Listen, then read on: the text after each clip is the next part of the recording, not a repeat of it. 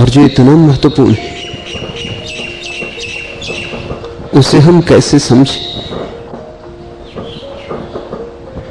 प्रेम की कीमिया को थोड़ा समझ लेना जरूरी है। तुम अपने चेहरे को भी पहचानते हो तो इसलिए कि दर्पण में तुमने चेहरे को देखा है, अन्यथा बताओ मुझे कैसे अपना चेहरा पहचानते। अगर दर्पण में कभी चेहरा न देखा होता और कभी अनायास तुम्हारी तुमसे ही मुलाकात हो जाती तो तुम पहचान ना पाते। कैसे पहचानते? स्वयं को भी देखने के लिए एक दर्पण की जरूरत है।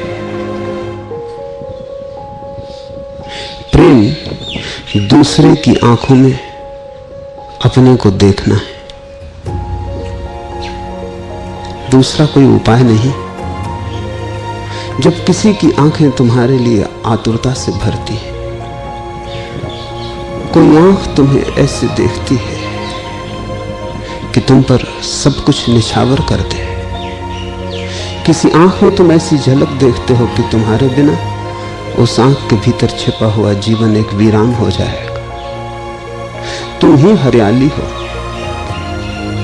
तुम ही हो वर्षा के मेघ, तुम्हारे बिना सब फूल सूख जाएंगे, तुम्हारे बिना बस रेगिस्तान रह जाएगा। जब किसी आंख में तुम अपने जीवन की ऐसी गरिमा को देखते हो तब पहली बार तुम्हें पता चलता है कि तुम सार्थक हो। तुम कोई आकस्मिक संयोग नहीं हो इस पृथ्वी पर, तुम कोई दुर्घटना नहीं हो। तुम्हें पहली बार अर्थ का बोध होता है, तुम्हें पहली बार लगता है कि तुम इस विराट लीला में सार्थक हो, सप्रयोजन हो। इस विराट खेल में तुम्हारा भाग है। ये मंच तुम्हारे बिना अधूरी होगी,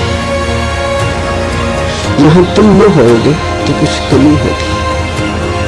कम से कम एक हृदय तो तुम्हारे बिना रेगिस्तान रह जाएगा,